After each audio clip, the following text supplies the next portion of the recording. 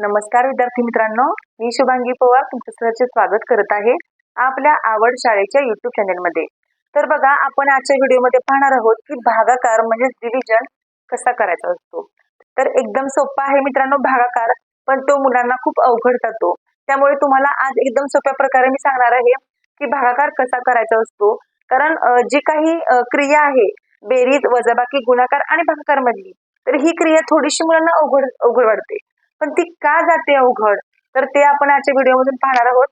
चला तर मग, जर चॅनलला अजूनही सबस्क्राईब नसेल केले, चॅनलला नक्की सबस्क्राईब करून ठेवा आणि बेल आयकॉनही नक्की क्लिक करा। तर बघा, याच्यावरती आपले खूप सारे व्हिडिओ आहेत भागाकाराचे। जी सर्व काही बेसिक माहिती आहे, ती सर्व बेसिक माहिती आपण मागील व्हिडिओमध्ये बघितलेली आहे। आता याच्यामध्ये आपण काही एक्झाम्पल पाहणार आहोत आणि बघा, एकदम सोप्या उदाहरणापासून आपण सुरुवात करणार आहोत। ज्यांना भागाकार एकदम अवघड जातो त्यांनी लक्षपूर्वक हा भागाकार तुम्ही पाहायचा आहे। आणि बघा, तुम्हीही अशा प्रकारच्या एक्झाम्पलचा सराव करायचा आहे, कारण सरावाने काय होतं की आपण फास्ट होऊ शकतो। त्यामुळे बघा, म्हणतात की सरावाने माणूस हा परिपूर्ण होऊ शकतो। त्यामुळे सराव हा खूप महत्वाचा आहे। जर तुम्हाला एखादी गोष्ट येत नसेल तर ती तुम्ही वारंवार केली पाहिजे, म्हणजे तुम्हाला ती गोष्ट पटकन येणार आहे, तुम्हाला ती गोष्ट पटकन तुम्ही आत्मसात करू शकणार आहात। तर आता बघा, भागाकार कसा करायचा असतो, तर भागाकार हा असा पण मांडतात, बरोबर, मग तो या चिन्हामध्ये पण मांडतात। आणि भागाकार हा छेद आणि अंश, अंश आणि छेद याच्यामध्ये सुद्धा भागाकार हा मांडतात। तर बघा, आडवा भागाकार असतो, बरोबर, आणि उभा सुद्धा भागाकार असतो। हे काही त्याचे प्रकार आहेत भागाकाराचे। तर बघा, यामध्ये आपण काही एक्झाम्पल आता घेणार आहोत आणि एकदम सोप्या प्रकारे तुम्हाला मी सांगणार आहे की भागाकार कसा करायचा असतो। तर तुम्हाला त्यासाठी पाडेपाठ लागतील मित्रांनो। जर तुम्हाला पाडेपाठ असतील तर तुम्हाला ह्या सगळ्या क्रिया करता येणार आहेत। भागाकार करताना तुम्हाला पाडे आणि हाताची वजाबाकी यावी लागते। या दोन क्रियांच्यावर हा भागाकार जो आहे तो डिपेंड आहे। तर बघा, सोपं एक्झाम्पल आपण घेऊया।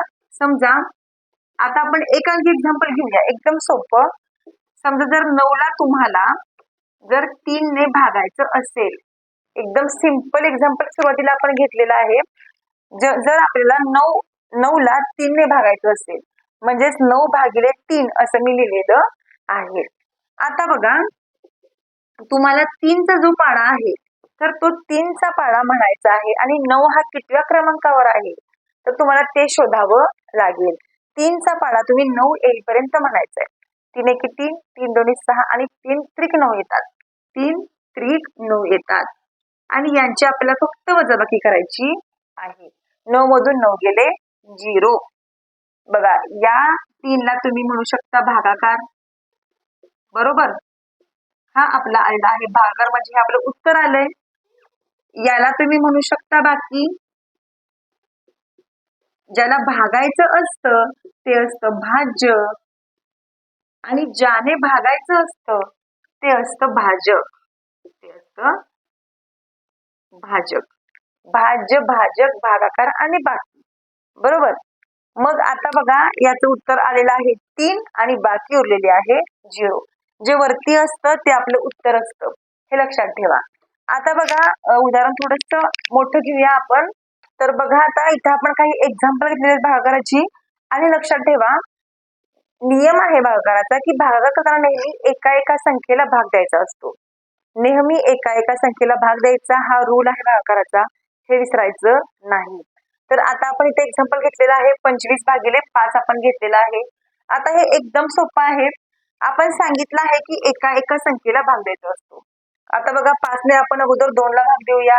बघा, मग 5 ने 2 ला भाग जात नाही, म्हणून वरती आपल्याला एक 0 द्यावा लागतो आणि खाली आपल्याला मग 0 घ्यावा लागतो। आणि यांची जर आपण वजाबाकी केली, 2 मधून 0 गेले 2 आणि हे 5 आहे असं खाली उतरून घ्यायचं। जसा नियम आहे तर त्याप्रमाणे भागाकार असा करावा लागतो। बघा, मग आता 5 च्या पाड्यामध्ये 25 आहे का, तर ते कितव्या क्रमांकावर आहे, तर 5 चा 25 आणि 25 मधून 25 गेले 0 0। तर ही योग्य पद्धत आहे मित्रांनो भागाकाराची, ही पद्धत योग्य आहे। आता इथे बघा, 927 भागिले 9 आपण घेतलेला आहे। आता बघा, एका एका संख्येला आपण भाग द्यायचा। अगोदर 9 ने 9 ला भाग देऊया, 9 एके 9 होतील, यांची आपण वजाबाकी करूया. 9 मधून 9 गेले 0. आता एक एक संख्या उतरून घ्यायची खाली. हा जो 2 आहे तो 2 अगोदर आपण खाली उतरून घ्यायचा आणि मग 9 ने 2 ला भाग द्यायचा. मग आता बघा 9च्या पाड्यामध्ये 27 ही संख्या आहे, पण डायरेक्ट आपण त्याला भाग नाही देऊ शकत, कारण नियम काय सांगतो आपल्याला की एका एका संख्येला भाग दिला पाहिजे. मग 9 ने 2 ला भाग जात नाही, त्यामुळे वर एक 0 आपल्याला घ्यावा लागतो आणि खाली पण एक 0 घ्यावा लागतो आणि यांची आपल्याला वजाबाकी करावी लागते.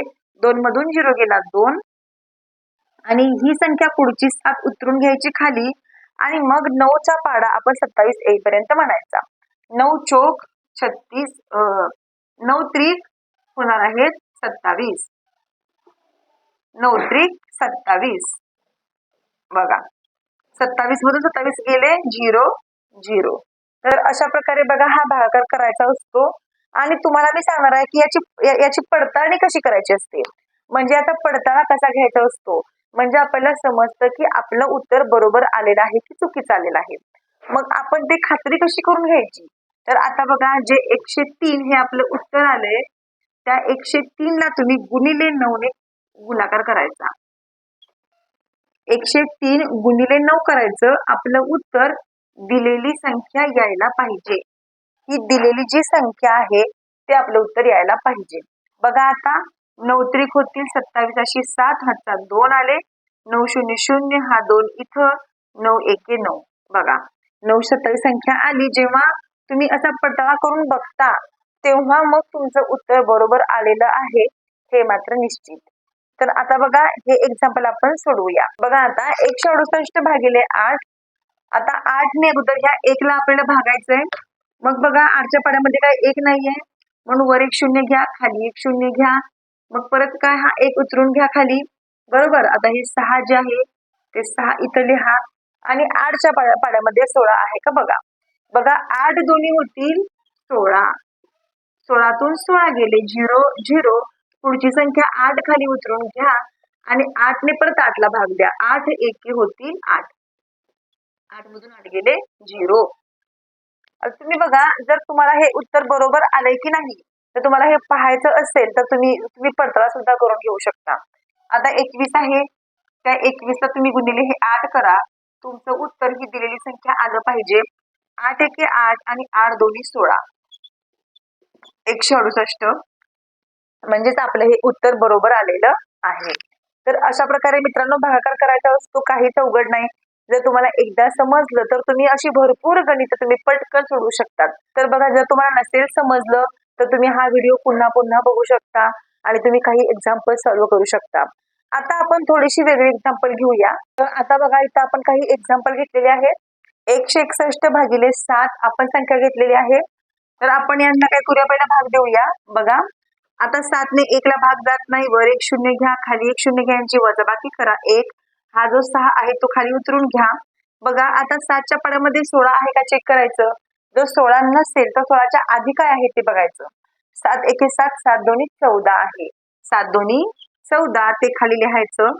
बघा 16तून 14 गेले, इथं 2 राहिलं. आता मग पुन्हा हा जो 1 आहे तो 1 खाली उतरून घ्या आणि परत तुम्ही 7 ने 21 ला भाग द्या. 7च्या पाड्यामध्ये 21 आहे का तुम्ही बघू शकता. 7 1 7, 7 2 14, 7 त्रिक 21 येतात. 7 त्रिक 21 म्हणजेच 21 मधून 21 गेले 0 0. तर अशा प्रकारे आपण ही एक्झाम्पल सॉल्व्ह करू शकतो. आता इकडे बघा 150 भागिले 6 आहे. 150 भागिले 6. आता बघा 6 ने 1 ला भाग जात नाही, वर एक 0 घ्या, खाली एक 0 घ्या. 1 मधून 0 गेला 1. पुन्हा हे 5 जे आहे तर ते खाली उतरून घ्या आणि 6च्या पाड्यामध्ये 15 आहे का बघा. जर 15 नसेल तर त्याच्या आधी काय आहे ते बघा. 6 1 7, साइन 2 12, साइन 3 18 येतं. 18 ही संख्या पुढची आहे, त्यामुळे साइन 2 12 इथं आपण घेऊ शकतो आणि 15तून 12 गेले, इथं 3 राहिलं. हा जो 0 आहे तो इथे उतरून घ्या आणि 6च्या पाड्यामध्ये 30 आहे का बघा. बघा 6 पंचे 30 येतं, 6 पंचे 30 आणि मग 30 मधून 30 गेले 0. तर अशा प्रकारे जी संख्या त्यामध्ये पुढची आहे तर त्याच्या आधी काय येतं ती संख्या इथं आपल्याला लिहावी लागते. तर अशा प्रकारे एकदम सोपा असतो भागाकार. ज्यांना येत नाही त्यांनी गणित पुन्हा पुन्हा बघा, तुमच्या वहीमध्ये तुम्ही सॉल्व्ह करू शकता. मग तुम्ही याच्यामध्ये परफेक्ट होणार आहात. जर तुम्हाला व्हिडिओ आवडत असतील तर नक्कीच लाईक करत चला व्हिडिओला आणि कमेंट सुद्धा करून सांगत चला की तुम्हाला व्हिडिओ कसे वाटतात. बघा आता हे लास्ट एक्झाम्पल आहे ते आपण घेणार आहोत. 226 भागिले 9. आता बघा 9च्या पाड्यात 2 नाहीये, त्यामुळे वर एक शून्य खाली एक शून्य घ्या. 2 मधून शून्य गेले 2. परत हा जो 2 आहे तो खाली उचलून घ्या आणि बघा 9चा पाडा 22 येईपर्यंत म्हणा किंवा 22च्या आधी जी संख्या आहे तेवढा पाडा आपल्याला म्हणावा लागेल. 9 एके 9 2 18. तर ते 18 इथं लिहायचं आणि तुम्हाला इथं हाताची वजाबाकी यावी लागते. मग तुम्ही याच्यामध्ये काय होणार आहात की तुमचं गणित बरोबर येणार आहे. आता बघा आता तुम्ही 22 मधून 18 मायनस केले तुमचं उत्तर 4 येणार आहे. उत्तर किती येणार आहे? 4. आणि जे 6 आहे ते 6 खाली उचलून घ्या. मग 9च्या पाड्यामध्ये 46 आहे का बघा. जर नसेल 46 त्याच्या आधी काय येतं ते बघायचं. बघा 9 होतात 45, तर ते घ्या इथं. यांची वजाबाकी करा 0 आणि 1 म्हणजे याची बाकी 1 आली. पण जर तुम्हाला हे गणित पुन्हा पुढे सोडवायचं असेल तर काय करायचं, तुम्हाला इथे पॉइंट घ्यावा लागतो बरोबर. आणि मग पॉइंटच्या बदल्यात तुम्हाला इकडं 0 घ्यावा लागतो. संख्या झाली 10. आता इथं खाली तुम्हाला दिसणार नाही, आपण इथे लिहूया. संख्या झाली 10 आणि मग काय करायचंय, पुन्हा 9 ने 10 ला भाग द्या. मग पुन्हा इथं येणार 9 एके 9 बरोबर. 10 तून 9 गेले, परत 1 राहिला. परत तुम्ही इथं एकदाच पॉइंट घेतलेला असतो. एकदाच पॉइंट घेतला की तुम्ही पुढे 0, मग पुढे तुम्ही 0 कितीही वाढवू शकता. मग तुम्ही पुन्हा इथं 10 घेऊ शकता. पुन्हा 9 एके 9. पुन्हा याचं उत्तर 1च येत राहील. असं हे उत्तर 1च येत राहील आणि इथं वरती पण 1 1 1 असं येत राहील. त्यामुळे बघा इथं जेव्हा 11 उत्तर आले तर तुम्ही याच्यावरती अशी रेष मारू शकता. याला आपण आवर्ती संख्या असं म्हणतो. आवर्ती म्हणजे पुन्हा पुन्हा रिपीट होणारी संख्या. म्हणजे 1 1 1 हा पुन्हा पुन्हा पुन्हा असा येतच राहणार आहे. या संख्येला काही पूर्ण भाग जाणार नाही. याचं उत्तर 1 असं येत राहणार आहे. म्हणून याचं उत्तर 25.11 असं आलेलं आहे. किंवा फक्त 25 जर तुम्ही म्हणलं तरी काही हरकत नाही.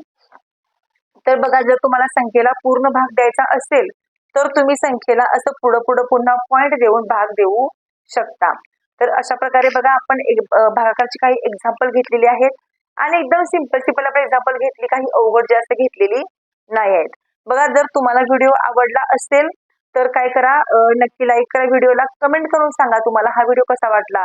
जर तुम्हाला थोडीशी मोठी किंवा अवघड एक्झाम्पल पाहिजे असतील तर तुम्ही कमेंट करून सांगा की मॅडम तुम्ही थोडीशी अवघड आणि मोठी सुद्धा एक्झाम्पल घ्या भागाकाराची. तर ती सुद्धा जर तुम्ही म्हणत असाल तर ती सुद्धा आपण पुढे घेऊ. चला तर मग आता आपण इथंच थांबूया. धन्यवाद.